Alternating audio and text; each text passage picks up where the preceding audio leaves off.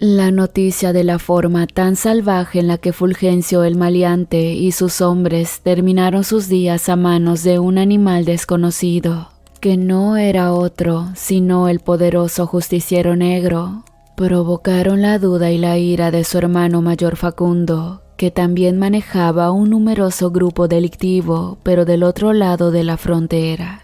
Él no se tragaba la noticia, a pesar de haber recibido de buena fuente la versión oficial de la masacre, donde su hermano menor perdió la vida.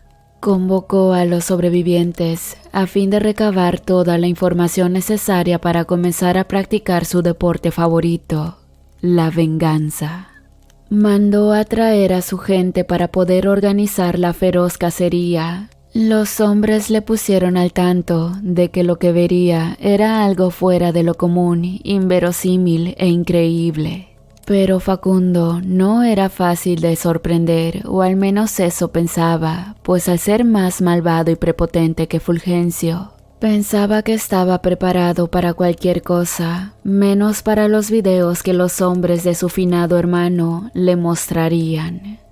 Se pasaron horas viendo las grabaciones de seguridad. Facundo estaba sudando frío y boquiabierto no podía creer lo que sus ojos miraban.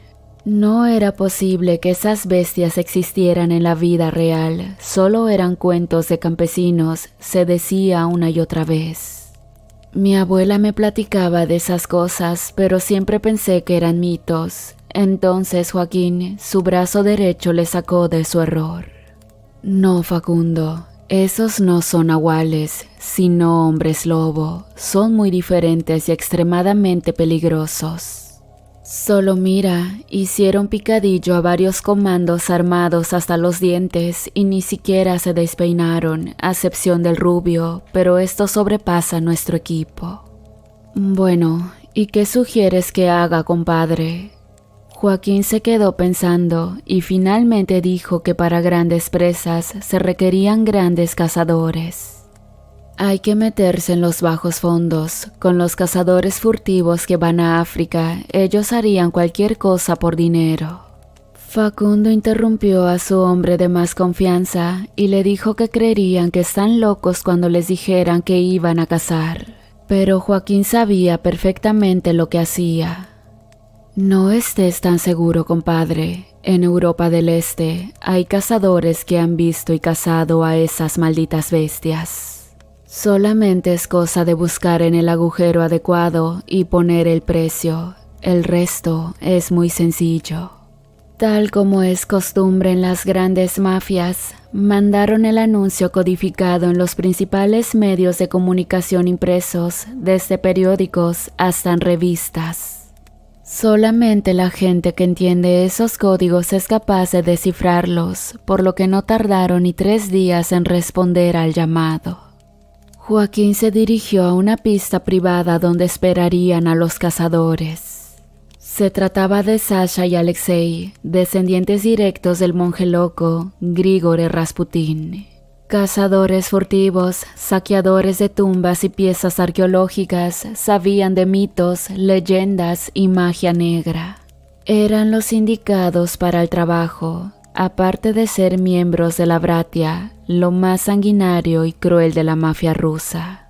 Al mostrarle las grabaciones, los hermanos no rieron, no objetaron, no opinaron, simplemente observaron con cuidado, estudiando a su presa.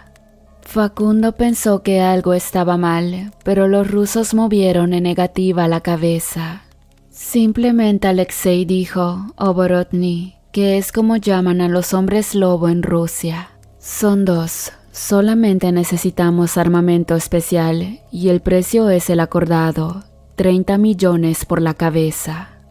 Muy bien, dijo Facundo, sonriendo y estrechando la mano de los rusos, que a legua se veía que adoraban su oficio, pues se decía que el sadismo al asesinar que ellos mostraban era legendario. Más que el dinero, ellos amaban la matanza y les gustaba presumir sus trofeos, pues ambos portaban chalecos tácticos blindados forrados de piel de león y tigre. Un sinfín de colmillos adornando sus ropas, sombreros y guantes, botas militares, pedazos de piel como muñequeras, cinturones de piel exótica. Realmente eran de esos malditos que no les importaba para nada la vida de la fauna, aunque ésta esté en riesgo. Ellos simplemente amaban el negocio y la muerte, el dinero y los lujos que obtenían con ello. Así que partieron y se hicieron del arsenal que requerían mientras pedían a Facundo la plata necesaria para sus municiones y forja de cuchillos y machetes. Mientras que del otro lado del mundo, una avioneta privada arribaba a un modesto aeropuerto armenio, donde Belkan ya esperaba a Lucas, quien se había recuperado totalmente de las heridas. Al ver al líder de la resistencia Lycan, Lucas se sorprendió por el gran parecido con Marcos. Se saludaron afectuosamente mientras le indicaba todos los pormenores acerca de su entrenamiento y su estadía en Armenia. Preguntaba todos los detalles acerca de Marcos y su nueva cruzada como justiciero. A lo que Lucas, como si hablase de un gran héroe, mencionaba todas las hazañas que Marcos había hecho. Belkan no pudo disimular su curiosidad en la cicatriz que recorría todo el lado derecho del rostro de Lucas, así que le preguntó si había sangrado con plata. Él le respondió que sí, pero aún no podía controlar la transformación a voluntad. Belkan le dijo que lo tomase con calma, pues ahí lo lograrían. Mientras en Miami, los rusos pasaban desapercibidos entre los turistas buscando pistas o información acerca del misterioso Oborovny. Pero al parecer, su territorio solamente estaba en México, así que no se había animado a pasar de ese lado de la frontera. Su plan era sacarlo de su área de confort, obligarlo a entrar en territorio norteamericano, donde su desaparición resultaría más sencilla y desapercibida. Trasladaron su campamento a Utah, donde el desierto les daría una gran ventaja, además de que practicarían un poco su puntería con los coyotes y otros animales. Cosa que no pasó desapercibida para los indios de la reserva Navajo, especialmente para Wally, quien era parte de los Navajo Cops y que al tratar de cuestionar a los hombres sobre sus permisos de cacería y su estadía legal en Estados Unidos, solamente recibió por respuesta una carta diplomática que les permitía tener inmunidad absoluta en todo el territorio.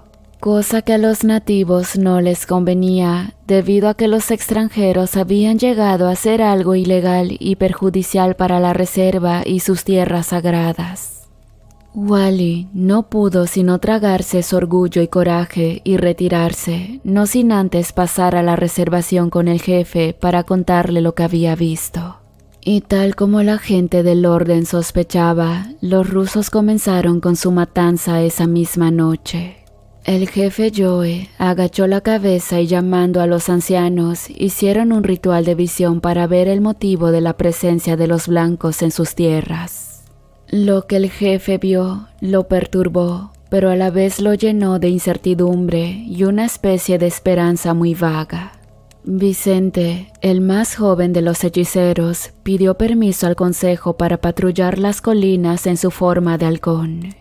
Pues al igual que su padre y su abuelo, él era un skinwalker, guardián de las tierras sagradas del pueblo Ute y de los Navajo en general.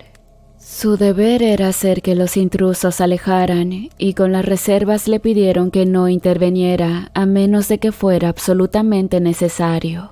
Lamentablemente, al llegar a la escena, observó la matanza de los cazadores furtivos.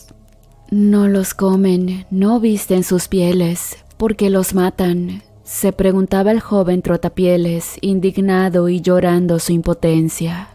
El vínculo del skinwalker con el desierto y sus animales es muy grande, por lo que pueden experimentar el miedo y el sufrimiento que estos padecieron al ser cazados sin razón ni motivo. Mientras tanto, en algún lugar de la Sierra Baja, dos bestias luchaban encarnecidamente. Las garras destrozaban rocas, troncos de árboles, los rugidos se escuchaban a kilómetros y los monstruosos licántropos no daban ni pedían cuartel. Hasta que la dulce voz de Ofelia les incitaba con una sonrisa. «Niños, si no vienen a cenar en 5 minutos, le echaré su cena a los perros». Fue entonces que Jaime, ya con 20 años, y su padre, el poderoso Marcos, se veía tan joven como él. Marquitos, Hugo y Estrella aún estaban en el colegio hasta el fin de semana que les tocaba ir por ellos. Entretanto vivían en casa de sus abuelos como era costumbre. La cena familiar era amena y llena de armonía, sin sospechar que alguien los observaba detenidamente a kilómetros de distancia, con un sofisticado dron de manufactura rusa, el cual tomó las fotos necesarias, los videos y las evidencias de todas las entradas, salidas, accesos, debilidades de la construcción, así como el rastro térmico de todas las personas en la vivienda. Facundo encabezaría personalmente el operativo para sustraer a Jaime y Ofelia, a modo de atraer a Marcos hacia territorio estadounidense para que las leyes estuvieran del lado de Facundo. Los rusos habían instruido perfectamente a Facundo de que sería algo muy estúpido querer sorprender a un alfa. No llegaría ni a la puerta cuando él ya los habría aniquilado, por lo que usaron el dron para hacer el trabajo. Un potente somnífero a base de nitrato de plata les ayudó. En una persona normal, el nitrato de plata puede provocar irritación de la nariz, la garganta, el pulmón, con tos, respiración con silbido y falta de aire. Pero en un Lycan los síntomas se magnifican y afecta especialmente a la sangre, por lo que no pueden transformarse temporalmente. Marcos, al sentir el gas, despertó, pero nada pudo hacer. Cuando se dio cuenta, varios hombres ya estaban subiendo a su mujer y a su hijo en una vagoneta. Los efectos venenosos del gas lo estaban afectando y a pesar de ser tan fuerte, una alta dosis lo puede noquear. Tampoco pudo pedir ayuda e inevitablemente cayó inconsciente y al despertar un teléfono estaba sobre la mesa de la sala en un número al que debía llamar. Al primer timbrazo, Facundo le puso las condiciones y reglas en claro, le dijo quién era y el asunto que debían tratar. Sé perfectamente lo que son tú, tu hijo y tu amiguito el rubio, pero tú fuiste el que ultimó a mi querido hermano. La cosa está así, animal. Tengo a tu mujer y a tu chamaco. Vendrás totalmente solo y desarmado a Utah. Las coordenadas están en el GPS. Te lo advierto, sarnoso. Si haces algo sospechoso o veo algo que no me gusta, estos dos se van al infierno. Está bien, dijo Marcos. En 2 horas estaré en Utah. Facundo rió, pero recordó lo que Marcos era, así que le puso cronómetro amenazándole con la clásica frase del tiempo corre, si fallas, todo se acaba. Marcos preparó un bebedizo de acónito que es matalobos, una hierba que puede detenerlos, pero en estos casos solamente le provocaría el vómito para eliminar los residuos del nitrato en su sangre. Marcos tomó su forma de hispo y corrió veloz como el viento en sus 4 poderosas patas. No hay, ni habrá, una bestia que sea capaz de correr cabalgando el viento como los hombres lobo en forma de hispo. Debía recuperar fuerzas, así que se detuvo a cazar 2 venados que fueron suficientes. Posteriormente, una centella negra surcaba los montes, praderas, llanuras y montañas, tan veloz que era imposible de ver. En 45 minutos cruzó la frontera sin que los sensores o los mismos perros de la patrulla fronteriza pudieran saber que había provocado esa violenta ráfaga de viento. Mientras Vicente mostraba al jefe lo que había hallado en los cuerpos de búfalos y coyotes. El jefe se quedó pensativo un par de minutos y luego instó a Vicente para que se preparase junto con su grupo, pues un viejo amigo tal vez necesitaría ayuda. ¿Quién es, abuelo? ¿Acaso es alguien conocido? El jefe dijo: sí, mi querido nieto, él es Maiko. Cuando el general Coaster quiso apoderarse de nuestras tierras, el Maiko vino con sus hombres lobo para ayudar a los Genaldoshi a defendernos del enemigo. No es un hombre ni un lobo, es algo más, por eso Manitou lo considera amigo. En la Revolución de México, yo estuve a su lado mucho tiempo y aprendí de medicina ancestral, por eso somos Genaldoshi y él es nuestro hermano espiritual. Vicente se sintió inspirado por la narración de su abuelo y se dirigió a esperar al Maiko, el gran hombre lobo negro que cabalgaba con el viento. Justo en ese momento, Sasha y Alexei preparaban sus poderosas armas cargadas con balas de plata, aunque realmente solo tenían algunos residuos, hechas de esa manera no para acabar con él inmediatamente, pues Facundo quería que Marcos sufriera una muerte tan lenta y dolorosa. La idea era que pague cada lágrima, cada noche de desvelo y tristeza que nos causó la muerte de mi hermano. Y por ello, él mismo había dicho que las balas no fueran 100% letales, a excepción de su flamante Colt 500, la cual sus 5 tiros sí estaban hechas de plata pura, traída directamente de Armenia. Pues recordemos que solo es mortal si proviene de la tierra de origen. Así que al llegar a la entrada del cañón, recibió el primer disparo, lo cual le hizo trastabillar y cayó aparatosamente al piso. Los hombres de Facundo y los rusos no iban a perderse la oportunidad de divertirse hasta hartarse con el coloso lupino. El primer tiro lo hizo caer, así que al mirar su herida notó que no era seria, pero que no sanaría de inmediato. Eso sería una gran desventaja ante sus cazadores. Facundo, por su parte, con un megáfono le dijo las reglas del macabro juego. Ofelia estaba en un lugar del cañón y Jaime en el lado opuesto. La idea era liberarlos a ambos. Obviamente debía esquivar las balas de todos sus atacantes, pero a Alexei no le gustaba correr, era un tipo demasiado robusto. Siempre cazaba en su cuatrimoto, la cual tenía un rifle de 20 milímetros instalado, un calibre exageradamente grande. Marcos estaba en seria desventaja, pero en más de 500 años jamás había rendido, y esta no era la primera ni sería la última vez que intentaban cazarlo. La herida hacía que se moviera más lento y con cuidado debido a que sangraba profusamente. Optó por emboscar a los hombres de Facundo, las presas más fáciles. La idea era quitarse el estorbo. Luego a las presas grandes, los rusos. Así fue como subió a las colinas y uno por uno comenzó a deshacerse de los hombres del narco. Y a pesar de estar herido, Marcos era un letal cazador, silencioso, brutal y violento. No mostró piedad en cuanto pistolero se encontró en su camino, pero no contaba con la finísima puntería de Sasha, que la había herido por segunda vez. El dolor era demasiado, las heridas no estaban cerrando, no lo matarían, pero harían que fuera aún más lento y perdiera una parte de su fuerza. Pero la fortuna le sonrió y Alexei, en un descuido, quedó a su entera merced.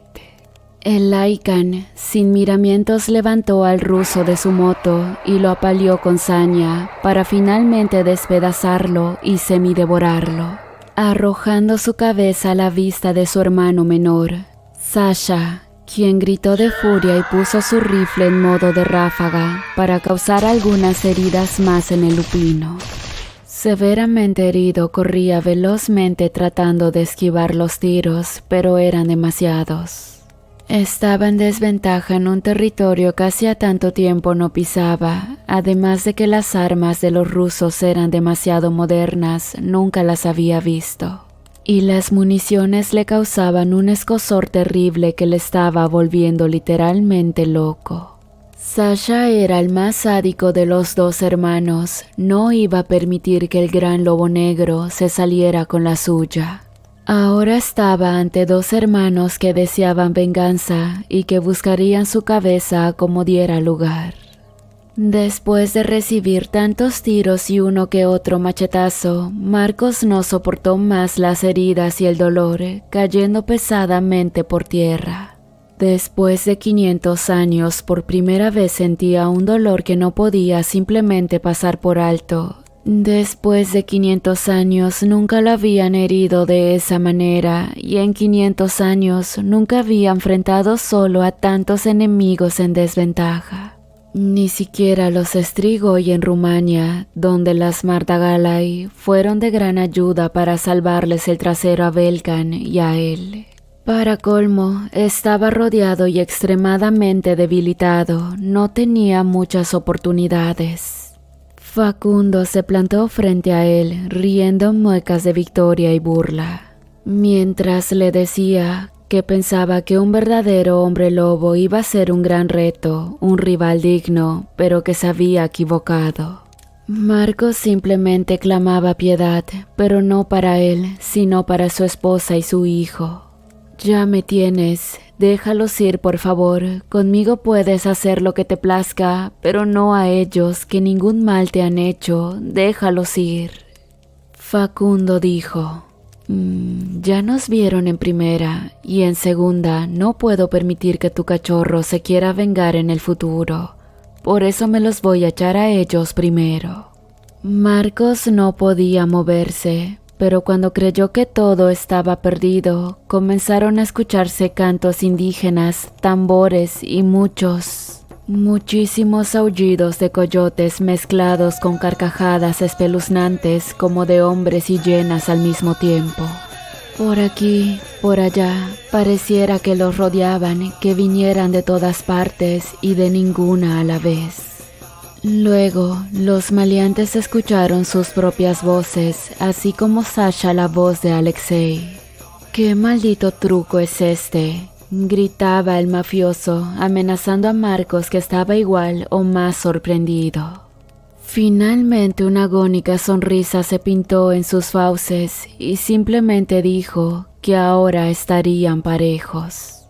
El mafioso sacó el arma, pero una flecha certera se la arrebató, haciéndole un profundo corte en la mano, mientras los cantos y los aullidos seguían sonando por todas partes, y sombras siniestras comenzaron a danzar a la luz de la espectral luna que hacía verlas más fantasmales y aterradoras. Las figuras tomaban a la vez forma humana y luego forma de coyote. Los malhechores estaban temblando de miedo, especialmente Facundo y Joaquín, que sabían que esas cosas eran muy conocidas para ellos. «Son nahuales, compadre», decía Facundo temblando. «Peor», respondió Joaquín, «son skinwalkers». Y un grito de guerra se escuchó en lo alto del cañón. Marcos aguzó la vista y vio a su viejo amigo Joe y su gente manteniendo a salvo Felia y Jaime, que no podía transformarse debido al envenenamiento con el nitrato.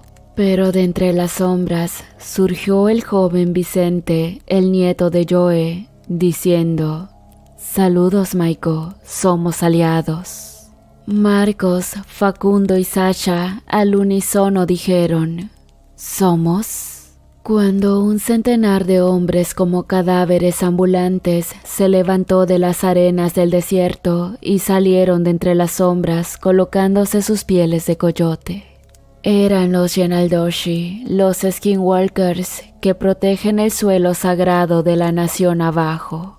Sasha le disparó a Vicente, pero este ni se inmutó. Mas en cambio, tomando su forma bestial, se plantó frente al ruso y riendo a carcajadas le dijo: «Estúpido, no puedes matar a aquello que ya está muerto», y de un zarpazo le abrió el vientre. El joven, aterrorizado, vio cómo sus entrañas caían pesadamente al piso, arrebatándole la vida. Los Genaloshi ya están muertos, no se les puede destruir, simplemente quien conozca su nombre real puede conjurar el hechizo para matarlos. Convirtieron el desierto en una verdadera carnicería infernal, mientras Marcos perdía el conocimiento. Al despertar estaba en la reservación, a su lado su linda esposa, su hijo y el anciano Joe, que no pudo evitar que una lágrima corriera por sus mejillas. «Te ves como el primer día que te conocí, Maiko», Marcos respondió. «Y tú eres igual de valiente, noble y honorable que aquel niño que conocí huyendo de Pancho Villa». Esa tarde se celebró una gran fiesta que duró toda la noche en honor de los amigos y la familia. Misteriosamente los cuerpos y el armamento de los extranjeros desapareció. Vicente entregó el dinero a Marcos, pero este lo dejó en la reserva para cubrir gastos de alimentos y medicinas. Volvieron a casa. Esta vez estuvo realmente cerca. Pero afortunadamente el justiciero negro sobrevivió y se hizo de nuevos aliados. Hernán era un joven empresario que lo tenía todo: dinero, poder, fama, mujeres. Había construido un imperio a base de negocios turbios, corrupción y violencia. No le importaba pisotear a nadie con tal de conseguir lo que quería. Su ambición no tenía límites, siempre quería más y más. Un día, decidió hacer viaje de negocios a otra ciudad. Quería expandir su influencia y hacer nuevos contactos. Se subió a su lujoso automóvil y condujo por la carretera, acompañado de 2 de sus guardaespaldas. Iba escuchando música y hablando por teléfono sin prestar atención. De pronto, una camioneta negra se le emparejó y le cerró el paso. Hernán se asustó y trató de esquivarla, pero era demasiado tarde. La camioneta lo chocó por el costado y lo hizo salirse de la vía. El auto del hombre dio varias vueltas y se estrelló contra un árbol. El empresario quedó atrapado entre los fierros retorcidos. Sintió un dolor insoportable en todo el cuerpo, vio sangre por todas partes. Intentó moverse, pero no pudo. Miró a su alrededor y vio que sus guardaespaldas estaban muertos. También vio que la camioneta negra se había detenido y que de ella bajaban varios hombres armados. Eran sus enemigos, los que querían acabar con él. Habían planeado una emboscada para asesinarlo. Hernán sintió pánico y rabia. Quería escapar y abrazar a su madre, pero sabía que era inútil. Estaba a merced de sus rivales. Los hombres se acercaron al auto destrozado y apuntaron sus armas hacia el empresario. Él los miró con odio y desafío. No iba a rogar por su vida, no iba a darles ese gusto. Prefirió insultarlos y amenazarlos con los que le haría si sobrevivía. Sus rivales se rieron y le dispararon sin piedad. El joven recibió varios balazos en el pecho y el abdomen. Sintió que su vida se escapaba entre sus dedos. Todo se volvió oscuro y silencioso. Ante los impactos exhalaba sus últimas bocanadas de aire mientras vomitaba sangre. Y en su último suspiro, justo cuando estaba al borde de la muerte, algo extraño ocurrió. Una voz grave y profunda resonó en su mente. «Hola, Hernán», dijo la voz. «Soy el demonio que ha estado observando tu vida». El hombre se sorprendió y confundido pensó: ¿un demonio? Así es, y en este momento que más lo necesitas, vine a ofrecerte un trato. Continuó la voz. Te daré la oportunidad de vivir y de pedir todos los deseos que quieras en vida. A cambio, solo tendrás que darme tu alma cuando mueras definitivamente. Hernán no podía creer lo que escuchaba. ¿Era una broma, una alucinación o era real? No tengo mucho tiempo, apuró la voz. Tienes que decidir rápido, pues tampoco a ti te queda mucha vida. Incluso ya deberías estar muerto. Estos últimos momentos te los he concedido solamente para que tomaras la decisión. ¿Aceptas o no? El hombre pensó en su situación. Estaba moribundo, rodeado de cadáveres, a punto de ser descubierto por la policía o por otros enemigos. No tenía nada que perder. Tal vez ese demonio era su única esperanza. Sí, acepto, dijo con dificultad.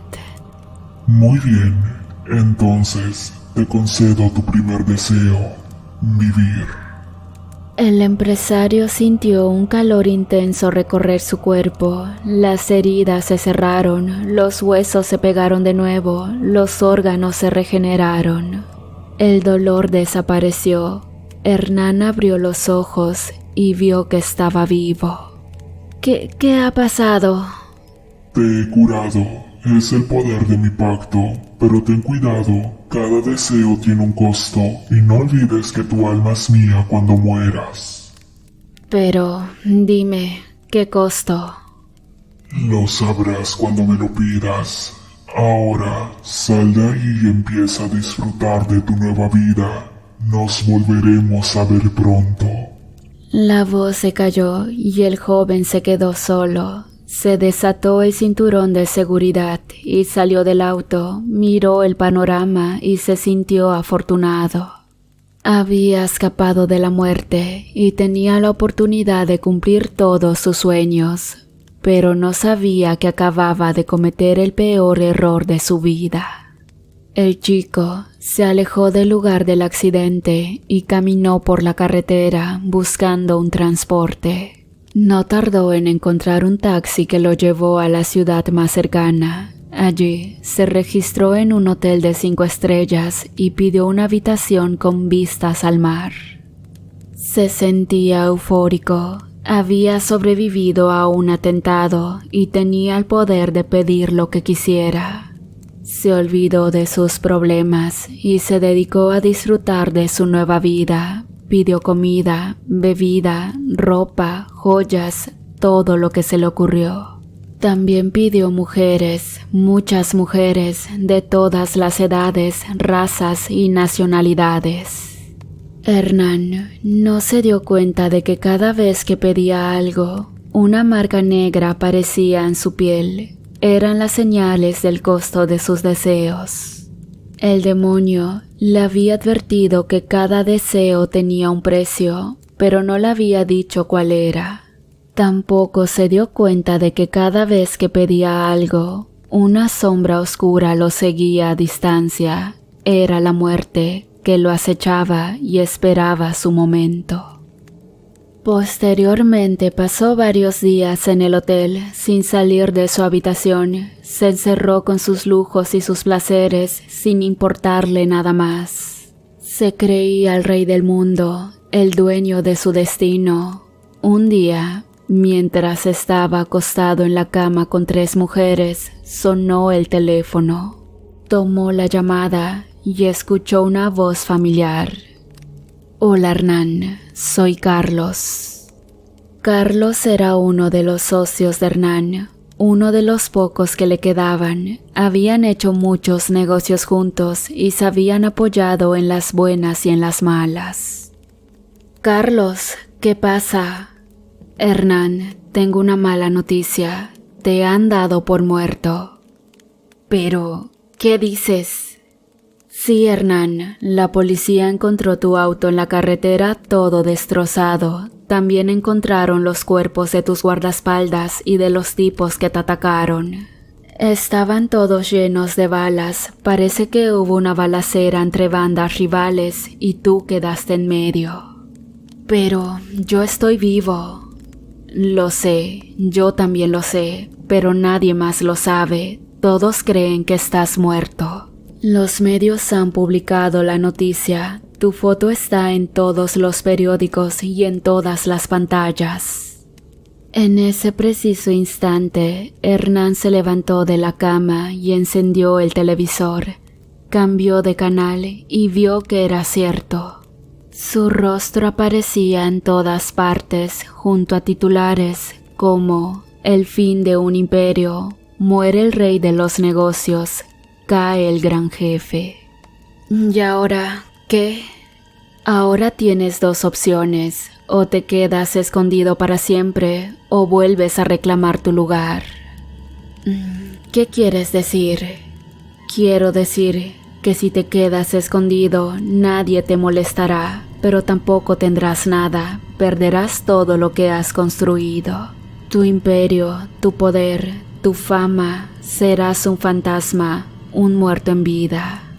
¿Y qué pasa si vuelvo? Si vuelves, tendrás que enfrentarte a tus enemigos, a la policía, a la justicia. Tendrás que demostrar que estás vivo y que sigues siendo el jefe. Tendrás que luchar. El joven empresario pensó en sus opciones. No le gustaba ninguna de las dos. No quería renunciar a su vida ni arriesgarse a perderla otra vez. Quería tenerlo todo. Entonces se le ocurrió una idea. Carlos, tengo un plan. ¿Qué se te ocurre, hombre? Tengo el plan perfecto. Voy a pedirle un deseo al demonio. ¿Qué demonio? El demonio que me salvó la vida, el que me dio el poder de pedir lo que quiera. ¿De qué estás hablando? Te lo contaré todo, Carlitos, pero primero escucha mi plan. Voy a pedirle al demonio que me haga inmortal e invencible. Así podré volver y enfrentarme a todo sin miedo. Nadie podrá matarme ni detenerme. Hernán, eso es una locura. No puedes hacer eso. No sabes lo que estás diciendo. Claro que puedo, Carlos, y lo haré. Solo necesito tu ayuda. ¿Mi ayuda? ¿Pero para qué?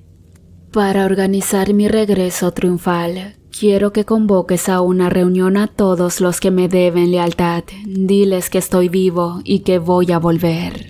Que tenemos un as bajo la manga, un secreto que me hará invencible. Y eso sí, adviérteles que se preparen para la guerra, porque voy a recuperar lo que es mío.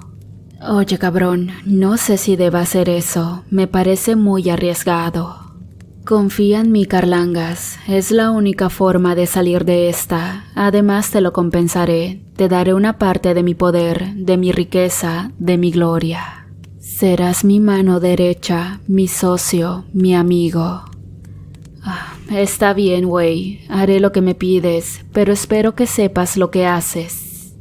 Lo sé, Carlos. Lo sé muy bien. Ahora déjame solo. Tengo que hablar con ese pinche demonio. Hernán colgó el teléfono y se sentó en la cama, cerró los ojos y se concentró. Llamó al demonio con su mente. «Demonio, ven aquí». La voz grave y profunda volvió a resonar en su cabeza. Hola, Hernán. Veo que has disfrutado de tus deseos, dijo la voz. Sí, demonio, he disfrutado mucho. Pero ahora quiero pedirte otro deseo. ¿Otro deseo? ¿Qué deseas ahora? Deseo ser inmortal e invencible. La voz se quedó en silencio por unos segundos, luego soltó una carcajada maliciosa. ¿Inmortal e invencible? Ese es un deseo muy ambicioso. ¿Estás seguro de quererlo? Sí, demonio, estoy seguro. Muy bien, te concederé tu deseo, pero recuerda, cada deseo tiene un costo, y este deseo tiene un costo muy alto. No me importa el costo, demonio, solo dame lo que quiero. Como quieras, Hernán. Entonces, te concedo el deseo, ser inmortal e invencible. El empresario sintió otro calor intenso recorrer su cuerpo. Esta vez fue más fuerte y largo que el anterior, al grado de sentirse morir. Algo cambiaba en él, algo profundo y radical. Cuando el calor se disipó, el chico abrió los ojos y vio que estaba vivo. Pero no solo estaba vivo, estaba transformado. Hernán se miró al espejo y no se reconoció. Su cuerpo había cambiado por completo. Su piel era de color rojo oscuro como la sangre. Sus ojos eran de un amarillo brillante como el fuego. Sus dientes eran afilados como cuchillos. Sus uñas eran largas y negras como garras. Su cabello era blanco y rizado como humo. Se tocó la cara y sintió que era real. No era una pesadilla ni una ilusión. Era su nuevo aspecto, el resultado de su deseo. Pero, ¿qué es lo que me has hecho, demonio? La voz volvió a resonar en su cabeza. Te he dado lo que querías. Te he hecho inmortal e invencible. Ahora nadie podrá matarte ni herirte. Podrás vivir para siempre y hacer lo que te plazca. Pero me has convertido en un monstruo. No, para nada te he convertido en algo así. Solo he sacado a la luz tu verdadera naturaleza. Eres un monstruo por dentro. Eres cruel, egoísta, codicioso y violento. Eres un demonio disfrazado de hombre. No, eso no es cierto. Sí lo es, y lo sabes. Pero no te preocupes. Tu aspecto no importa, lo que importa es tu poder, y ahora tienes mucho poder. Y dime, ¿qué poder? El poder de tu deseo, el poder de ser inmortal e invencible, pero también el poder de otras cosas. ¿Y qué otras cosas? Cosas que te sorprenderán, cosas que descubrirás pronto. La voz se calló y dejó a Hernán solo. El chico se quedó mirando su reflejo y sintió una mezcla de miedo y oscuridad. ¿Qué otras cosas podía hacer con su nuevo cuerpo? ¿Qué otras cosas le había dado el demonio? Hernán decidió averiguarlo. Salió de su habitación y bajó al lobby del hotel. Allí se encontró con una escena de horror. Todos los que lo vieron se asustaron y gritaron. Algunos salieron corriendo, otros se quedaron paralizados, otros se desmayaron. Sintió una extraña sensación en su pecho. Era una sensación nueva para él, una sensación que nunca había experimentado antes. Era la sensación de ser temido, y le gustó. Desde ese entonces, Hernán vivió entre las penumbras para no llamar la atención con su apariencia, pero al fin tuvo lo que siempre pensó que necesitaba. Descubrió que podía hacer cosas increíbles con su nuevo cuerpo. Hernán usó su poder para divertirse y para vengarse. Se metió en bares, casinos, bancos, mansiones y tomó lo que quiso. Dinero, joyas, drogas, mujeres, hombres. No le importaba si tenía que matar o herir a alguien para conseguirlo. Nadie podía detenerlo ni resistirse a él.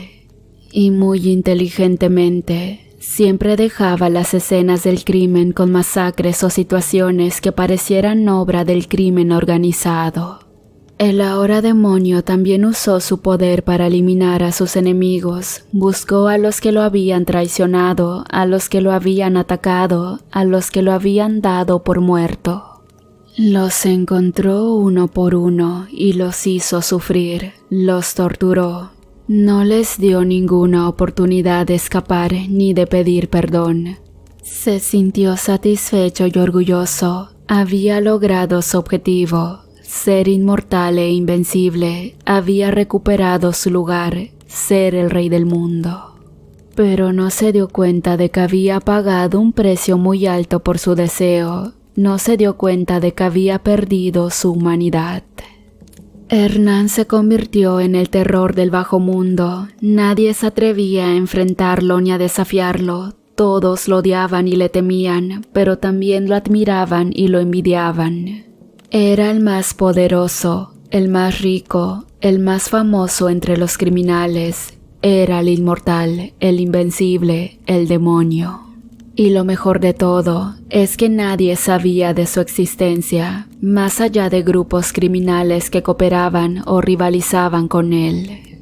En un principio, todo era derroche de placeres y poder, pero vivir en la exclusión no lo tenía satisfecho.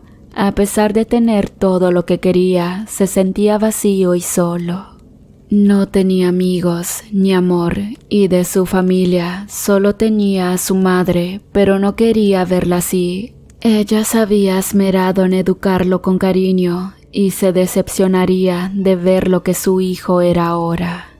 Muy al contrario, Hernán tenía enemigos, rivales y esclavos por montones. Alrededor de su vida solo giraba la violencia, dolor y odio. Se dio cuenta de que había cometido un error al pedir su deseo. Había perdido algo muy valioso al hacer su pacto. Ya no se sentía dueño de su alma, de su propia vida. Quiso recuperarla, buscó al demonio con su mente y le habló. «Demonio, escúchame». La voz grave y profunda volvió a resonar en su cabeza. Hola Hernán, ¿qué deseas ahora? Deseo romper nuestro pacto. ¿Romper nuestro pacto? ¿Pero por qué? Porque me arrepiento de todo. Nunca debí haber vendido mi alma. La voz se rió con burla. ¿Te arrepientes? ¿Ahora te arrepientes? Después de haber disfrutado de tu poder, de tu riqueza, de tu fama, después de haber hecho lo que quisiste sin importarte las consecuencias, después de haber matado, robado, torturado, ¿ahora te arrepientes? Sí, me arrepiento y quiero que me devuelvas lo que me quitaste. La voz se quedó en silencio por unos segundos, luego habló con seriedad. Humano estúpido, eso es imposible, tu alma es mía. No puede ser, tiene que haber una forma.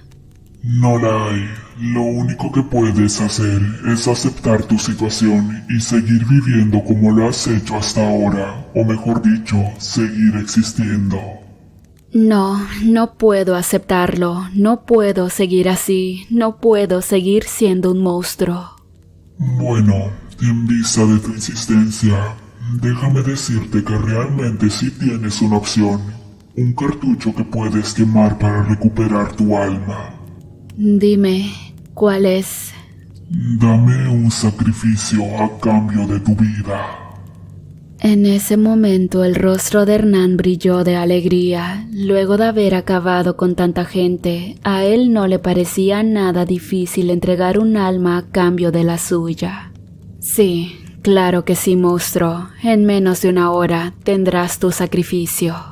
La voz por su parte comenzó a carcajear y luego bruscamente se quedó en silencio, momento en el cual le dijo al hombre: No quiero cualquier sacrificio, quiero a tu madre.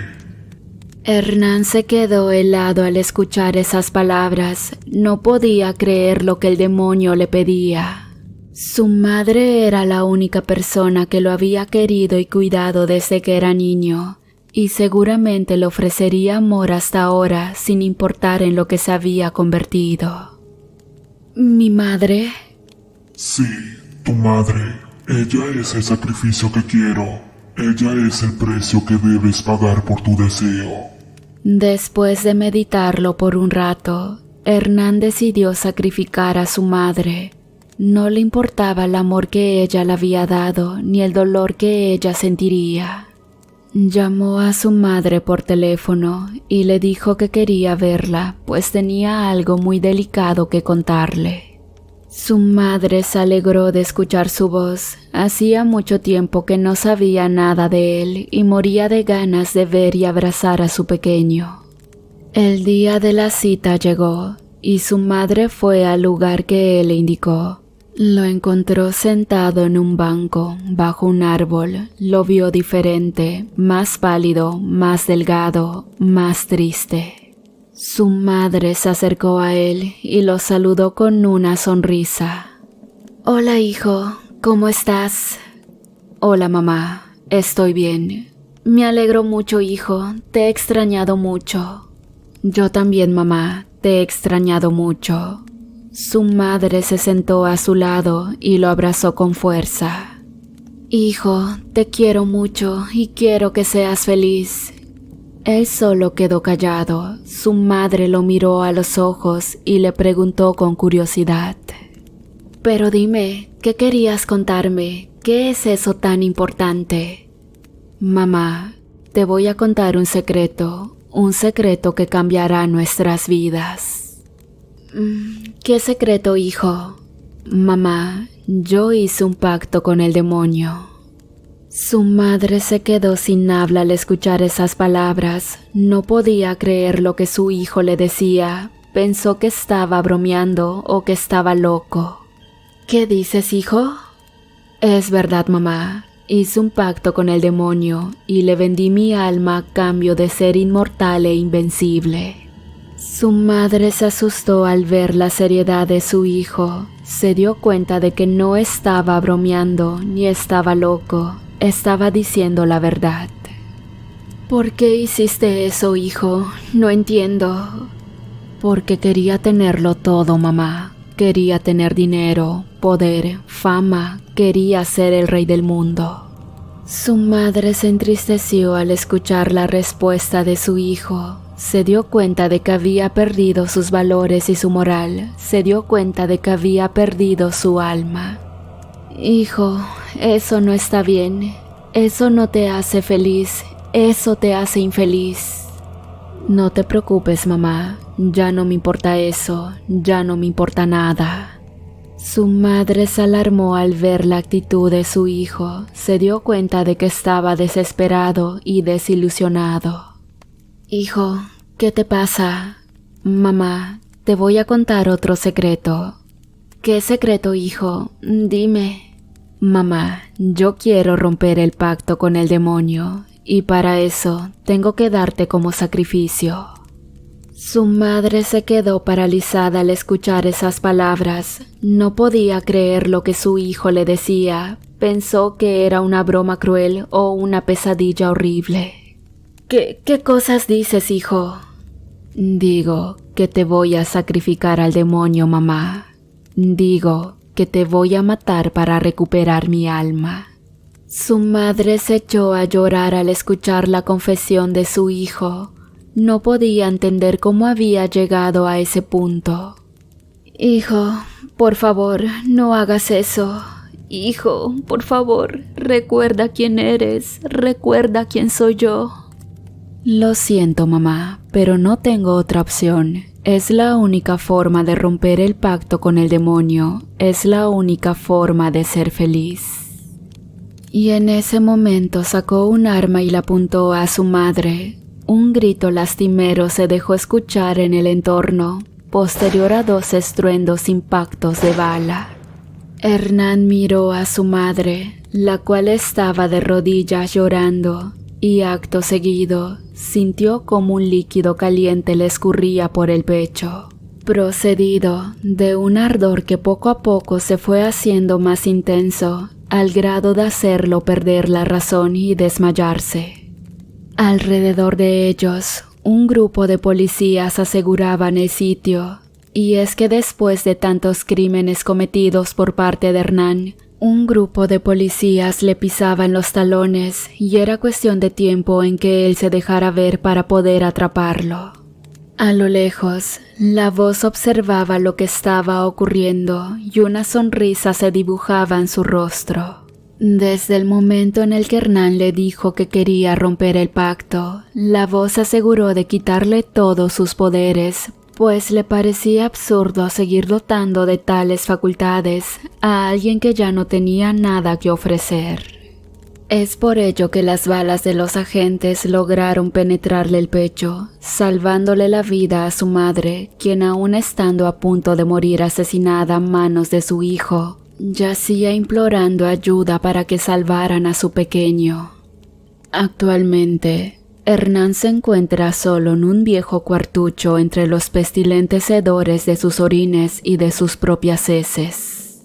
Su madre le dedicó sus últimos años de vida a cuidarlo, pero ahora muerto, él solo vive de la caridad de los vecinos. Pero esto no es siempre, y es por ello por lo que en ocasiones pasa días enteros sin comer y sin poder hacer nada, pues Hernán fue condenado a vivir postrado en una silla de ruedas. Después de aquella fatídica tarde en la que recibió 2 impactos de bala, los médicos lograron salvarle la vida. Pero extrañamente, el hombre quedó perdido. Pareciera como si se encontrara desconectado del mundo. Muy poca gente sabe lo que en verdad ocurre con él y no les cabe la duda de lo que sucede. En los viejos grimorios se menciona que cuando un demonio consume tu alma, hay 2 vías de tormento. El mejor de los casos sería morir, pero si la persona fue muy mala y el demonio no le tiene consideración, lo deja en un estado vegetal, incapaz de hacer nada por sí mismo, consciente de todo, atrapado en su cuerpo como si fuera su propio calabozo. Y ese fue el horrible fin de un hombre cruel, pues nadie se va de esta vida sin pagar sus facturas.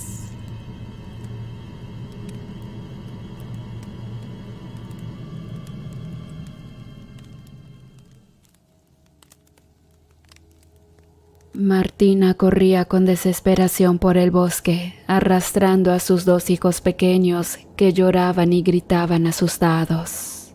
Detrás de ellos se escuchaban los disparos y las voces de los hombres que los perseguían. Habían sido víctimas de un asalto en la carretera cuando viajaban en su camioneta hacia un destino vacacional. Su esposo Frank, que era un empresario exitoso y experto en armas, había intentado defenderse, pero había caído herido. Martina no sabía si estaba vivo o muerto, solo había pensado en salvar a sus hijos y escapar al bosque.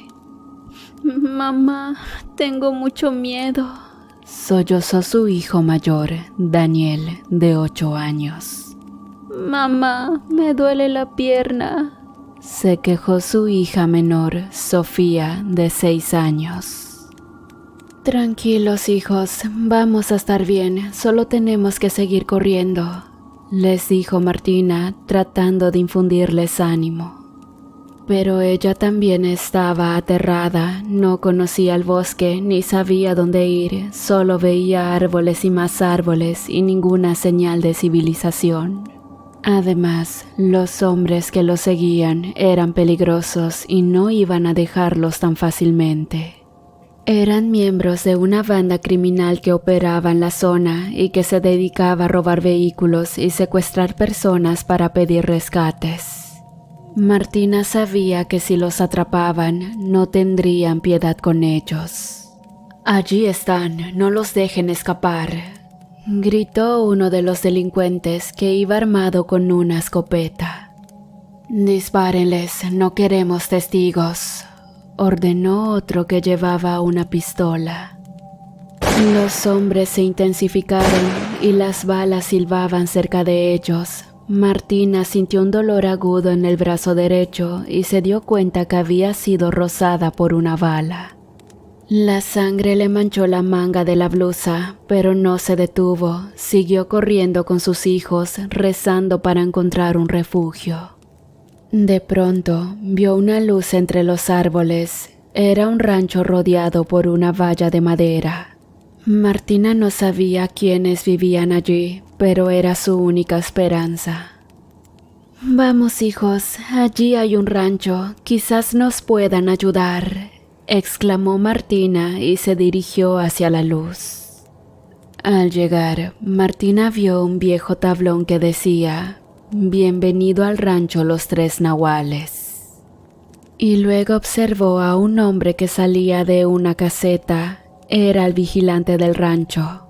Un hombre moreno y delgado, con el pelo canoso y una gorra, llevaba una camisa azul y unas botas. «Por favor, ayúdenos, somos una familia que viajaba por la carretera y nos asaltaron unos criminales. Mi esposo está herido y ellos nos persiguen para matarnos. Necesitamos un lugar donde escondernos», suplicó Martina. El señor se quedó sorprendido al ver a la mujer y a los niños. No esperaba recibir visitas a esas horas de la noche. Pero vio la sangre en el brazo de la mujer y oyó los disparos en el bosque. Se dio cuenta que estaban en peligro. «Rápido, pasen», dijo amablemente y les abrió la valla. Martina y sus hijos entraron en el rancho agradecidos. El hombre los llevó hacia la casa principal donde vivían los dueños. 3 hermanos solteros de nombre Hipólito, Homero y Remo. Eran unos hombres extraños y reservados que no se relacionaban mucho con la gente del pueblo. Tenían fama de ser bondadosos, pero misteriosos. Y ese mismo misterio que rodeaba a los hermanos era la situación principal por lo que eran temidos y nadie se acercaba por sus territorios. El cuidador llamó a la puerta de la casa y esperó a que la abrieran.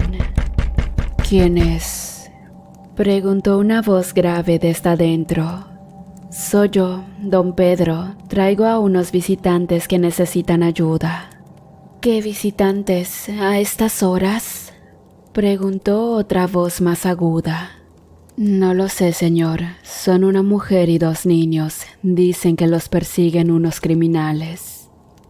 La puerta se abrió y Martina se encontró con la mirada de un hombre alto y robusto, con el pelo negro, rizado y unos ojos penetrantes.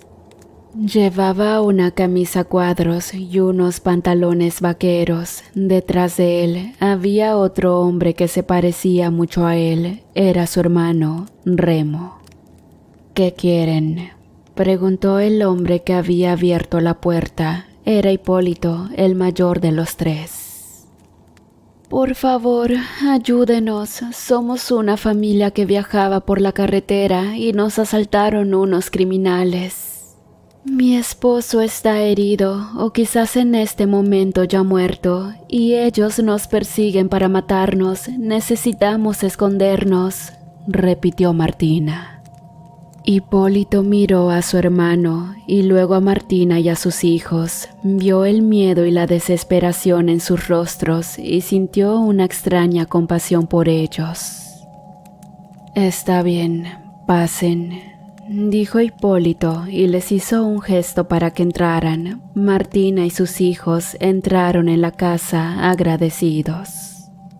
Los criminales no tardaron en llegar al rancho. Eran una docena de hombres armados con escopetas, pistolas y hasta un lanzacohetes. Venían decididos a acabar con la familia que se les había escapado y a robar todo lo que pudieran del rancho. No les importaba si había más gente dentro, solo querían sangre y dinero. «Esos malditos deben estar dentro», gritó el jefe de la banda, un hombre gordo y calvo con una cicatriz en la mejilla. «Vamos a quemarlos vivos. Nadie se mete con nosotros y sale vivo», dijo otro que cargaba el lanzacohetes. Los criminales se acercaron al rancho, disparando al aire y gritando amenazas. Martina y sus hijos se asustaron al oírlos y se abrazaron unos a otros. «Mamá, ¿qué vamos a hacer?», preguntó Daniel, temblando. Martina solo lo miró con los ojos llorosos. Hipólito los miró con seriedad.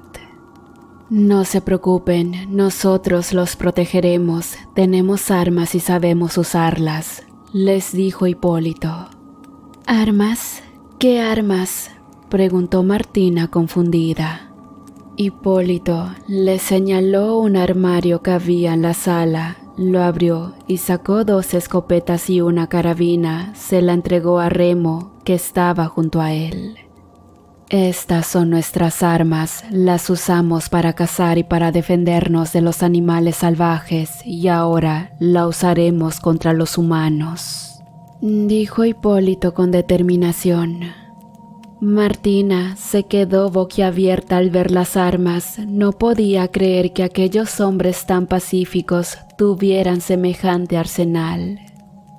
Pero, ¿no hay otra forma de resolver esto? ¿No podemos llamar a la policía o algo así?, preguntó Martina, esperanzada. Hipólito negó con la cabeza. La policía está muy lejos de aquí, no llegarían a tiempo y aunque llegaran, no podrían hacer nada contra esos criminales. Son demasiados y están bien armados. La única forma de salir de esta es enfrentarlos nosotros mismos, dijo Hipólito. Martina se sintió desesperada. No quería que hubiera más violencia ni más sangre, pero tampoco quería morir ni dejar morir a sus hijos. Está bien, hagan lo que tengan que hacer, pero por favor, tengan cuidado, dijo Martina. Hipólito asintió. No se preocupe, señora, nosotros sabemos lo que hacemos. Usted y sus hijos quédense aquí, detrás de este sofá. Es el lugar más seguro de la casa. Nosotros iremos afuera a enfrentarnos a esos malhechores, dijo Hipólito. Martina y sus hijos hicieron caso y se escondieron detrás del sofá. Hipólito y Remo salieron de la casa armados y dispuestos a defender su rancho. Los criminales vieron salir a los hermanos y se burlaron de ellos. Miren, los dueños del rancho han salido a jugar. ¡Qué valientes, qué estúpidos!, se rió el jefe de la banda. Los criminales dispararon contra los hermanos, que se cubrieron detrás de unos barriles y unos sacos de polvo para construcción. Los hermanos devolvieron el fuego, apuntando con precisión y acertando en algunos de los criminales. El tiroteo se prolongó durante varios minutos, sin que ninguno de los bandos cediera. Martina y sus hijos oían los disparos y las explosiones y se tapaban los oídos y los ojos. Temían por la vida de los 3 hermanos que les habían dado refugio y que ahora arriesgaban sus vidas por ellos.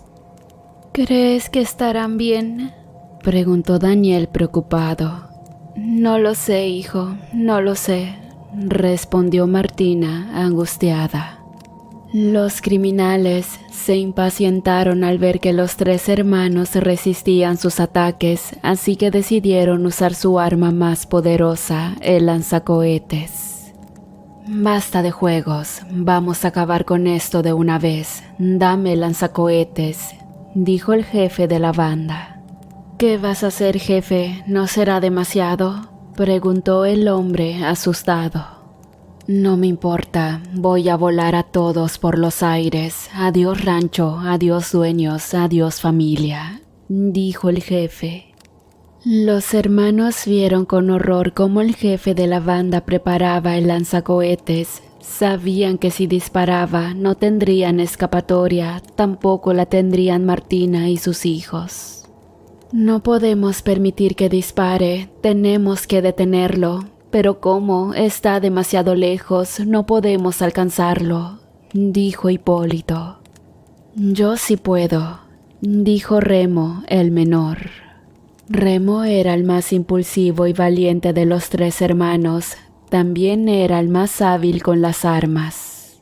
Sin pensarlo 2 veces, salió de su escondite y corrió hacia el jefe de la banda, disparando su escopeta. Este se sorprendió al ver a Remo acercarse a él. No esperaba que tuviera tanta osadía, pero no se dejó intimidar, sonrió con malicia y apretó el gatillo del lanzacohetes. «Adiós, idiota», dijo el jefe de la banda, disparando el cohete hacia Remo. Remo vio el cohete venir hacia él y supo que era su fin. No tuvo tiempo de reaccionar ni de esquivarlo. El cohete le dio en el pecho y lo hizo volar por los aires, perdiendo varias extremidades. Una gran explosión sacudió el rancho y una llamarada se elevó en el cielo. Hipólito vio con horror cómo su hermano moría ante sus ojos. No podía creer lo que acababa de pasar. Su hermano, su sangre, su amigo, su compañero estaba muerto. Sintió un dolor inmenso en su corazón, un dolor que no podía soportar, y fue en ese momento que algo se desencadenó en él. Su cuerpo empezó a cambiar, a crecer, a cubrirse de pelo negro. Sus manos se convirtieron en garras, sus dientes en colmillos, sus ojos en ojos de lobo. Hipólito se había convertido en un nahual. Se había transformado en un lobo gigante y estaba dispuesto a vengar la muerte de su hermano Remo. Rugió con furia y se lanzó contra los criminales. No podían creer lo que veían, pero no era un sueño, era una pesadilla. Hipólito se abalanzó sobre ellos y los despedazó con sus garras y colmillos. No les dio tiempo a reaccionar ni a defenderse, los mató uno por uno, sin piedad ni compasión. El jefe de la banda vio cómo Hipólito acababa con sus hombres y sintió un miedo que nunca había sentido antes. Intentó escapar, pero Hipólito lo alcanzó. «Por favor, no me mates, perdóname, fue un error», suplicó el jefe de la banda. El nahual no le hizo caso, lo miró con odio y le arrancó la cabeza de un mordisco. Luego escupió el cadáver y rugió triunfante, pues había vengado a su hermano, pero no se sentía satisfecho, se sentía solo y triste. Su hermano ya no estaba con él, su sangre manchaba el suelo del rancho, su recuerdo le dolía en el alma. Se acercó al cuerpo de su hermano y lo olfateó con ternura, luego lo lamió con cariño, como si quisiera despertarlo. Pero Remo no se movió ni respiró, estaba muerto. Hipólito aulló con dolor y con rabia, un aullido que resonó en todo el bosque, un aullido que llegó hasta los oídos de su hermano, Homero. Homero había salido del rancho antes de que llegaran los criminales, había ido al pueblo a comprar algunas cosas que necesitaban, no sabía lo que estaba pasando. Iba montando en su caballo cuando escuchó el aullido de Hipólito, reconoció la voz de su hermano y supo que algo malo había pasado. El hombre espoleó a su caballo y se dirigió hacia el rancho. Cuando llegó, vio la escena de horror que había dejado Hipólito. Vio los cuerpos de los criminales destrozados por todas partes. Vio una camioneta quemada y el lanzacohetes tirado en el suelo. Y también vio a Hipólito convertido en un lobo gigante junto al cuerpo de Remo. Homero se arrodilló, lo abrazó con fuerza y lloró por su hermano que estaba muerto. ¿Por qué? ¿Por qué te han hecho esto? ¿Quiénes eran esos hombres que querían?, preguntó Homero. Hipólito se acercó a Homero y le lamió la cara con tristeza. Quería consolarlo, pero no podía hablarle, solo podía mirarlo con sus ojos de lobo. Homero se sorprendió al verlo transformado, no entendía cómo había pasado eso, no entendía nada. «Hipólito, ¿cómo te has convertido?», preguntó. Este no le respondió, solo gimió con dolor y con culpa, se sentía responsable por la muerte de su hermano. Se sentía culpable por no haber usado su poder de nahual a tiempo, a pesar de que había jurado no usarlo nunca más. Los tres hermanos eran nahuales, seres capaces de transformarse en animales, pero no les gustaba hacerlo, les parecía una maldición, no una bendición. Habían decidido ocultar su condición y vivir como humanos normales, por eso habían jurado no usar su poder de nahual ni siquiera en casos extremos. Pero Hipólito había roto el juramento, había usado su poder de nahual para vengar a su hermano y ahora no podía volver a su forma humana. Homero se dio cuenta de que Hipólito no podía hablarle ni explicarle lo que había pasado. Se percató que estaba sufriendo más que él. Hipólito, no te preocupes, yo estoy aquí contigo, yo te voy a ayudar, vamos a salir de esta juntos, dijo Homero. Este se sintió reconfortado por las palabras de Homero, se sintió agradecido por tener un hermano como él. Pero, por otra parte, los hermanos no contaban con que los criminales habían llamado a sus refuerzos y estaban llegando al rancho. Eran más hombres, más armas, más peligro.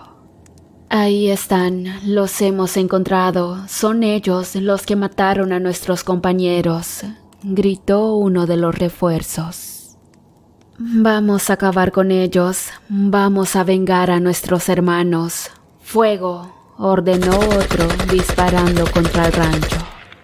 Dispararon sin importarles si había más gente dentro. Querían matar a los tres hermanos y a cualquiera que estuviera con ellos. Hipólito y Homero oyeron los disparos y las explosiones, se asustaron, sabían que estaban en peligro y tenían que defenderse. «Maldición, han venido más, tenemos que luchar», dijo Homero soltando a Remo y tomando su escopeta. Los hermanos salieron de su escondite y se enfrentaron a los refuerzos, disparando sus armas con valentía y precisión. Pero eran demasiados para ellos, los refuerzos los superaban en número y en fuego. «No podemos con ellos, son muchos, nos van a matar», dijo Homero, viendo cómo los refuerzos se acercaban cada vez más. Hipólito gruñó en respuesta, viendo cómo los refuerzos le apuntaban con sus armas. Ambos hermanos se miraron a los ojos y supieron lo que tenían que hacer. Homero también tenía que realizar la transformación, era eso o morir. Entonces, sin dudar, Homero hizo una majestuosa transformación, dando como resultado una bestia de un mayor tamaño que el de Hipólito. Ahora, ambos hermanos se habían transformado en nahuales y estaban dispuestos a luchar por su vida y por la de Martina y sus hijos. Rugieron con furia y se lanzaron contra los refuerzos que no podían creer lo que veían. «¿Qué demonios son esos? Son monstruos, son lobos gigantes», gritó uno de ellos. «No, no puede ser, esto es imposible, estamos alucinando», dijo otro. Pero no era una alucinación, era una realidad. Homero e Hipólito se abalanzaron sobre ellos y los despedazaron con sus garras y sus colmillos. No les dieron tiempo a reaccionar ni a defenderse, los mataron uno por uno, sin piedad ni compasión. Los hermanos habían cavado con los refuerzos, pero no se sentían satisfechos, se sentían solos y tristes. Su hermano Remo ya no estaba con ellos. Ambos nahuales aullaron con dolor y con rabia, un aullido que resonó en todo el bosque, un aullido que llegó hasta los oídos de Martina y sus hijos. Ellos habían estado escondidos detrás del sofá durante todo el tiroteo y la transformación de los hermanos. Habían oído los disparos, las explosiones, los gritos, los rugidos, los aullidos, habían sentido el miedo y angustia. No sabían qué estaba pasando afuera ni qué les esperaba. Martina se armó de valor y decidió salir de su escondite. Quería ver si los hermanos estaban bien, si habían sobrevivido al ataque. Quería agradecerles por haberlos protegido, por haber arriesgado sus vidas. Martina salió del sofá y se asomó por la ventana. Lo que vio la dejó sin aliento. Vio los cuerpos de los criminales destrozados por todas partes, vio el rancho en llamas y humo y a dos lobos gigantes junto al cuerpo de un hombre. No podía creer lo que veía, no podía entender cómo había pasado eso. Aún estando lejos, reconoció parte de la ropa de Remo y asumió que aquellos 2 nahuales que se lamentaban al lado del cadáver se trataban de Hipólito y el tercer hermano. Allí entendió por qué el nombre de los 3 nahuales. Martina sintió una mezcla de horror y de pena, horror por lo que habían hecho los hermanos y pena por lo que habían sufrido. Titubeante, la mujer abrió la puerta de la casa y salió, llamó a los 2 hermanos con voz temblorosa. «Hipólito, ¿están bien?», preguntó Martina. Hipólito y Homero oyeron la voz de Martina y levantaron la cabeza. Vieron a la mujer que habían salvado y sintieron una extraña emoción. Una emoción que no podían expresar con palabras ni con gestos. Ambos se levantaron del suelo y se acercaron a Martina con cuidado. No querían asustarla ni hacerle daño, querían mostrarle su gratitud y su respeto. Martina vio a los lobos acercarse a ella y sintió un escalofrío en la espalda. Temió que fueran a atacarla o a devorarla. Pero no lo hicieron, se detuvieron frente a ella y se inclinaron con humildad. Se dio cuenta de que los lobos no eran malos ni peligrosos, eran buenos y nobles, eran los hermanos que habían conocido, solo que con otra forma. Al tenerlos tan cerca, la mujer extendió su mano y les acarició su pelaje. Los lobos se dejaron acariciar. Martina sintió una conexión con los lobos, una conexión que no podía explicar y que la hizo olvidar el miedo y el horror. La mujer los abrazó y les dijo con voz suave: «Gracias, gracias por salvarnos, gracias por ser nuestros amigos». Los nahuales se sintieron conmovidos por las palabras de Martina. Repentinamente, entre los escombros de la caseta, salió Pedro, quien de forma milagrosa se encontraba ileso. Al ver lo que había ocurrido, rápidamente corrió hacia donde yacía el cadáver de Remo, se inclinó frente a él y lo abrazó al tiempo que lloraba. Al ver al viejo cuidador, los nahuales hicieron lo mismo y se unieron a ese llanto. Así que esa noche, en el pueblo más cercano, nadie pudo dormir, pues el miedo se apoderó de la gente al escuchar los constantes aullidos lastimeros de las 2 imponentes bestias. Pero lo que nadie sabía era que el rancho de los 3 nahuales había sido el escenario de una tragedia. Poco antes del amanecer, tanto las bestias como Pedro se despidieron de Martina, pues el rancho estaba destruido y no les quedó de otra más que partir y buscar una morada entre las penumbras del bosque.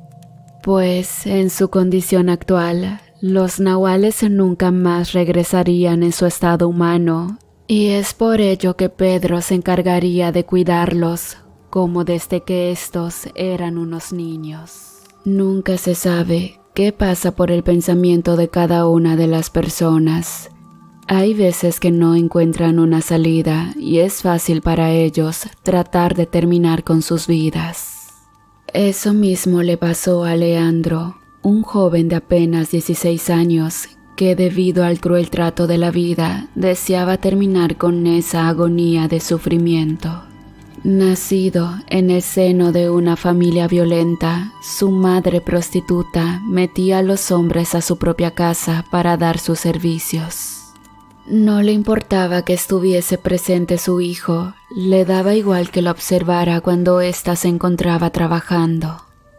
El padre drogadicto fue arrestado por la policía con los cargos de asesinato en primer grado. Eso al chico no le importó, porque conforme iba creciendo, fue desarrollando en su interior un alma sin sentimientos. Sin embargo, en el corazón de aquel joven aún existía algo de sensibilidad que se hizo presente cuando apareció ella en su vida y fue así como experimentó por primera vez las ganas de vivir. Leandro estaba a punto de cumplir 18 años. Un día su madre salió de su casa y nunca volvió a verla. El joven supuso que se había cansado de escuchar su rebeldía todo el tiempo, entonces no le importó pensar qué había sido de ella. Así pasó el tiempo. Se ganaba la vida con unos cuantos pesos lavando parabrisas de los autos que esperaban en el semáforo. Pero como en todos lados, siempre había personas que se sentían dueñas de cada espacio de las grandes ciudades, y así le pasó al chico. Cuando una banda de jóvenes lo golpeó salvajemente en la calle por ocupar el espacio donde se ganaba unas cuantas monedas. Sintiéndose débil, maldecía 1000 veces que su madre lo hubiese traído al mundo para sufrir y juró que algún día las cosas iban a cambiar. Y entonces todas esas personas que le hicieron daño iban a arrepentirse. La gente que lo vio tendido en el suelo con el rostro lastimado no se detuvo a ayudarlo. Para los demás, el joven era una persona que no servía para la sociedad. La repulsión de la gente hacia el muchacho se hacía presente en el rechazo.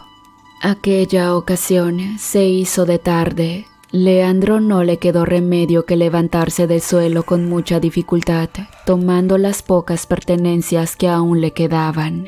Pues el líder de esa pandilla la había destruido todo y no le quedaba nada para seguir trabajando al día siguiente.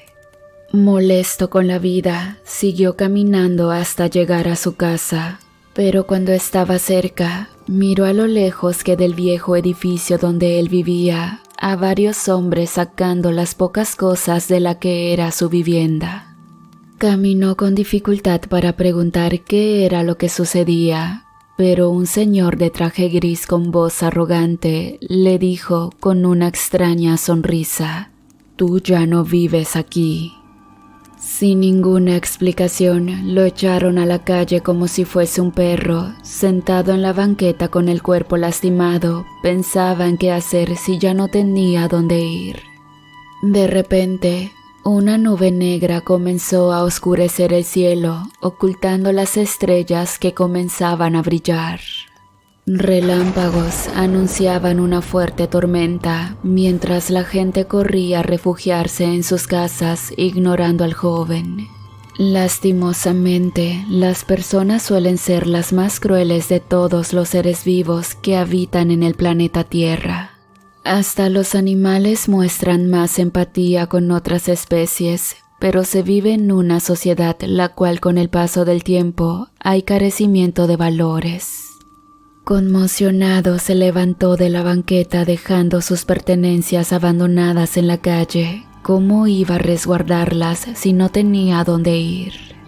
Decidió caminar mientras gotas de agua comenzaron a caer del cielo, donde en poco tiempo las nubes estaban creando un aguacero. De su rostro se escondían lágrimas que se mezclaban con la sangre de su labio izquierdo. Adolorido, caminó sin rumbo con la mente ausente, esperando que un milagro del cielo o del infierno terminara con sus miserables días.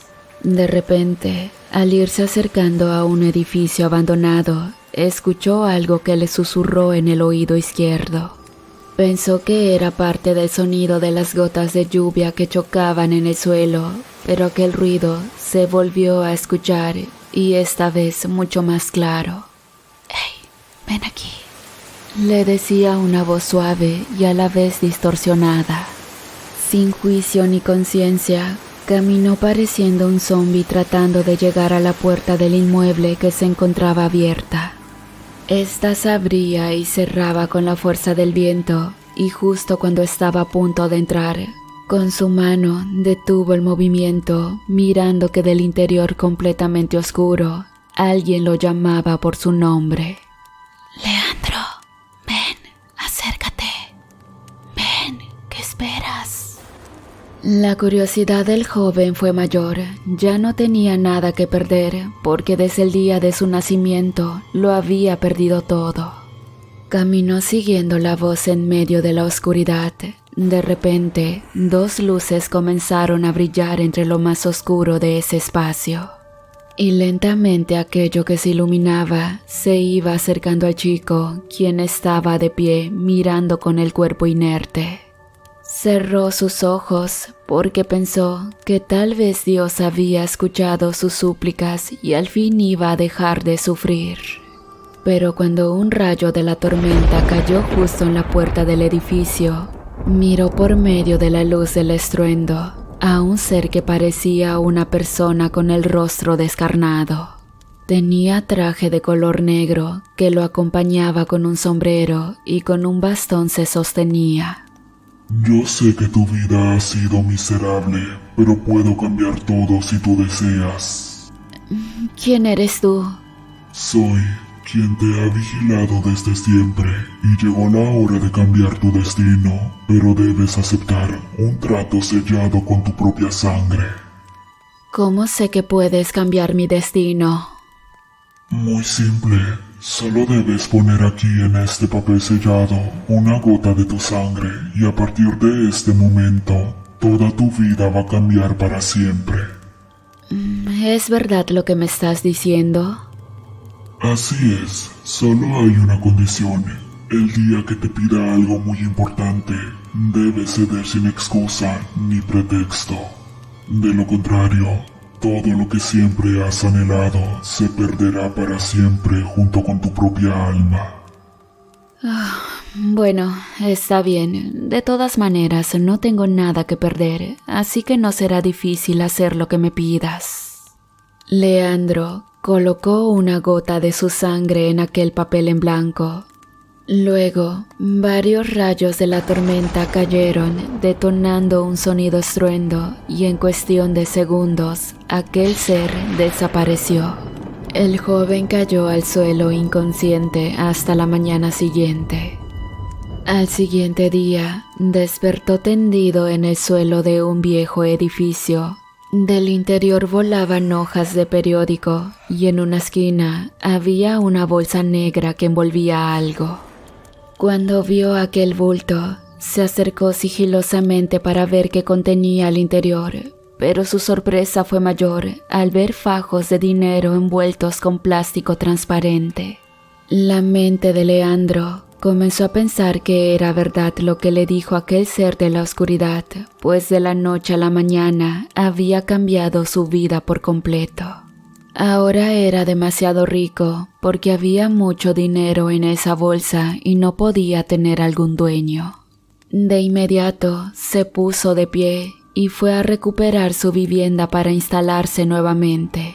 Sin embargo, al paso del tiempo, aquel joven sin corazón y sentimientos utilizó ese dinero para crear un imperio poderoso, donde él ahora era el líder del cartel más fuerte de sicarios.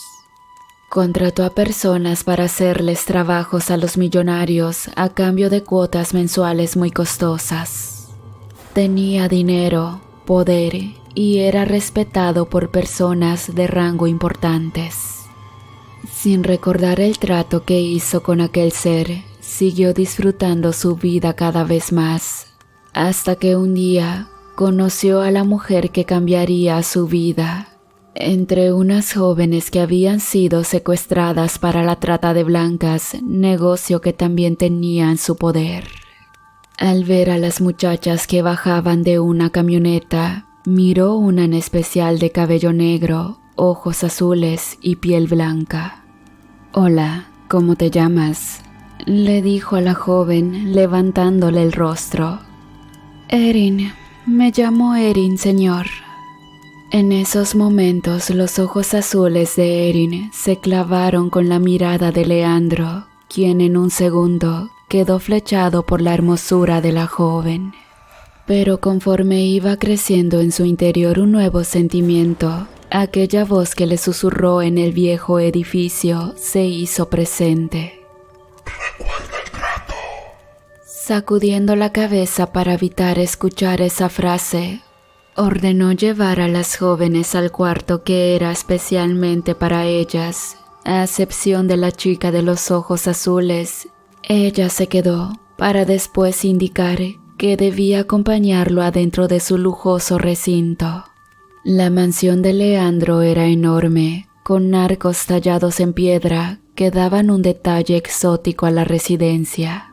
Hombres armados conducían a la muchacha del brazo hacia los aposentos del chico, que ahora tenía 30.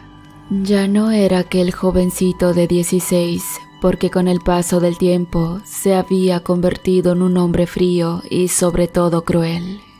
«Ya pueden retirarse», les dijo a sus hombres. En ese instante, la mirada de la joven brilló intensamente, que puso nervioso a Leandro. En el fondo sabía que era un sentimiento nuevo que iba naciendo en su interior y no le desagradaba en absoluto. Sin embargo, mientras tomaba una copa de tequila, las luces del interior comenzaron a parpadear y 2 cuervos chocaron con el vidrio de la ventana, quedando muertos al instante. La atmósfera comenzó a descender de temperatura a tal grado de inquietar al muchacho, quien recordó todos aquellos sucesos que venía experimentando desde que aceptó el trato con quien sospechaba era el mismo diablo. Después de pensar en aquello escalofriante por un segundo, se acercó a la joven para levantarle el rostro, pero ella, con sus ojos intensos, lo miró y le dijo: «¿Vas a matarme?» «¿Por qué debería de hacerlo? Porque a eso te dedicas, ¿no es así?» «¿Quién eres tú para cuestionar mis actos?» «Una más de tu mercancía de negocios, supongo». La joven estaba asustada de Leandro. Después de ver que lo miraba con desprecio, dejó su copa de tequila y al sentarse en la silla le comenzó a preguntar: «Dime, ¿de dónde vienes? ¿Por qué estás aquí?» Entre sollozos, se echó en llanto, suplicando por su vida. Luego, al ver que Leandro se acercó a limpiar sus lágrimas, dio un suspiro para decirle: «Me ofrecieron trabajo como empleada doméstica en una casa de la colonia. Esa tarde me dieron algo de beber, entonces caí inconsciente y ya no supe más. Desperté en una camioneta con otras jóvenes. Yo realmente necesitaba el trabajo para el tratamiento de cáncer que tiene mi madre, pero ahora ella morirá de tristeza al no saber nada más de mí. Por piedad, le suplico que me deje ir».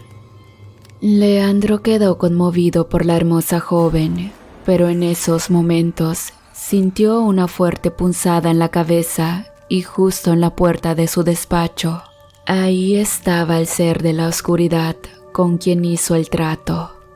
Al verlo con el rostro descarnado formando una mueca de enojo, se hizo para atrás, quedando inmóvil por varios segundos. Mientras Kerin no comprendía lo que estaba pasando, aquel ser exclamó con furia la frase que rezumbó en los oídos del muchacho: «Recuerda el pacto», ocasionando que éste se desvaneciera cayendo al suelo. La joven sintió que podía ser libre para regresar con su madre. Estaba la puerta abierta y no había hombres custodiando la entrada. Pero algo le impidió irse y entonces se acercó para tratar de mover a Leandro o gritar pidiendo ayuda. Lo tomó entre sus brazos y al echarle un poco de agua en el rostro, miró que comenzó a despertar y un fuerte vínculo nació en ella porque el joven era bien parecido. Leandro agradeció las atenciones de la muchacha. Ordenó que la llevaran a una de las habitaciones con ropa limpia y comida.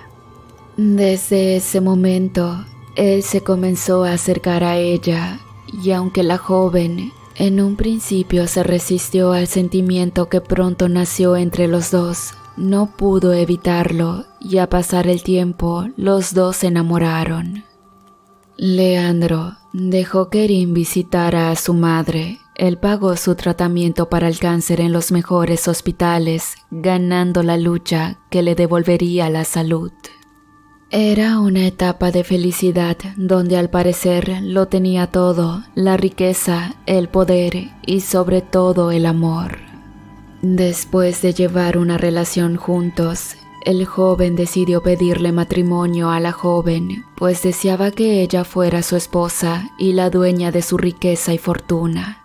Ella aceptó de inmediato, pero justo en la noche donde él le daría el anillo de compromiso, llegó a la lujosa residencia una parvada de cuervos negros azotando todo a su paso. Las aves se impactaban de manera violenta en los vidrios de las ventanas y algunas entraban a la casa para atacar a los sirvientes. La situación era incrédula. Leandro no comprendía qué estaba pasando al ver su mansión hecha un desastre.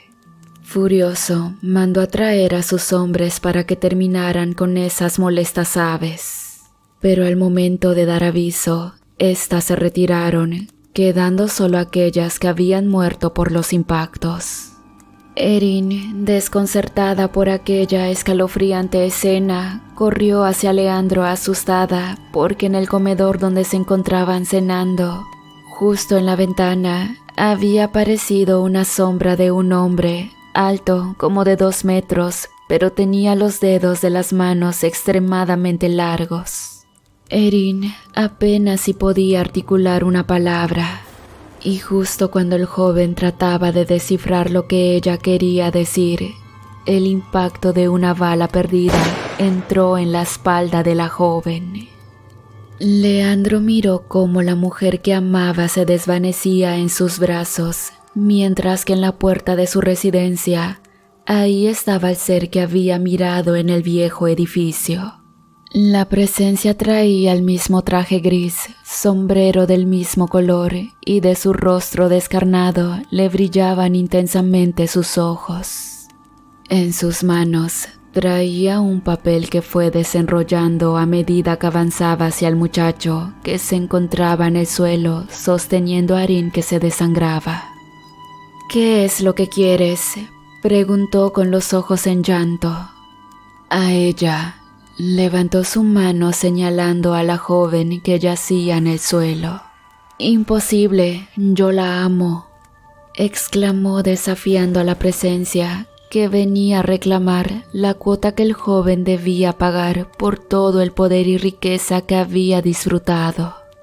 Al ver que el joven defendió a la mujer que amaba, aquella presencia se acercó hacia él, mientras que el muchacho, lleno de valor, le miró a los ojos con porte desafiante. El ser infernal, que era precisamente el mismo diablo, tomó con su mano larga el cuello de Leandro para elevarlo al techo. De sus ojos salía un brillo infernal y abriendo su boca pestilente, le dijo que tenían un trato y había llegado la hora de cumplirlo. Cuando el joven estaba a punto de perder el conocimiento, el diablo lo dejó caer al suelo, informándole que el día siguiente regresaría por el pago del trato y que no se preocupara porque Erin en el suelo ya no tenía aquella herida de bala. Al ver que la joven se había recuperado misteriosamente, llamó a todos sus hombres para ordenar salir de la residencia rumbo a otra de las mansiones que tenían otro estado en el sur del país. Ordenó que todos abandonaran aquella lujosa mansión y que le ayudaran a prenderle fuego. Quería desaparecer aquella residencia para que no se apareciera más el diablo. Los hombres siguieron las órdenes del joven, quien mandó a ejecutar a todas las personas que tenía cautivas, incluso a las jóvenes que venían con Erin. En un par de horas, aquella enorme mansión ardía en llamas consumiéndose bajo el aposento del mismo infierno.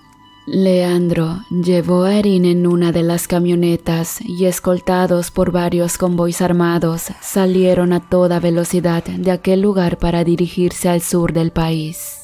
Durante el camino, las nubes cerraron el paso del cielo anunciando una terrible tormenta.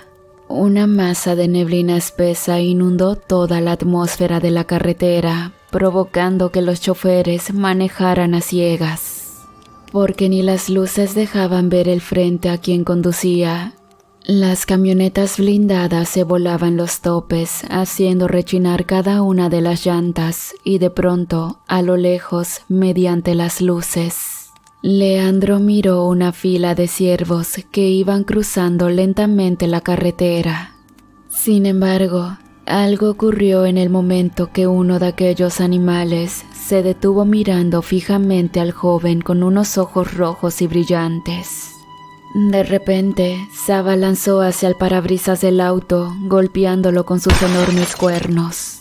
El joven trataba de maniobrar el volante para liberarse del ciervo que lo atacaba, pero por más que lo intentaba, este terminó rompiendo el vidrio, provocando heridas en el rostro de Erin con los pedazos que salieron disparados. ¿Qué está pasando, Leandro?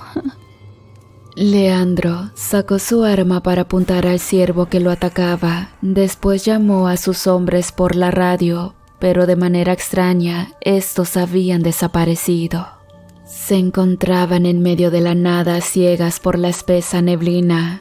Entonces, Erin le dijo al joven que regresaran adentro porque algo malo estaba ocurriendo. El viento comenzó a soplar disolviendo el humo que inundaba el lugar.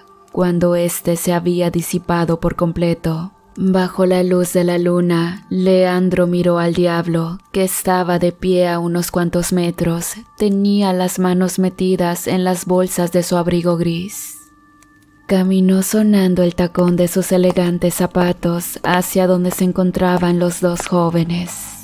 De repente, echó una carcajada burlona que le erizó los pelos al muchacho, y al voltear hacia Erin, ella ya no estaba por ningún lado. No te preocupes en buscarla, de todas maneras vendrá conmigo. Cuando Leandro escuchó esas palabras, sacó un arma de su chaqueta y apuntó hacia el diablo, exigiendo que lo dejara en paz.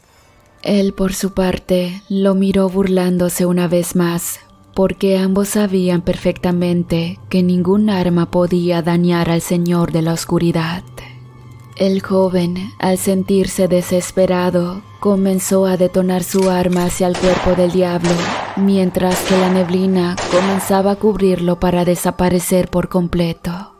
El viento anunció la caída de un fuerte aguacero. De repente, los hombres de Leandro aparecieron misteriosamente.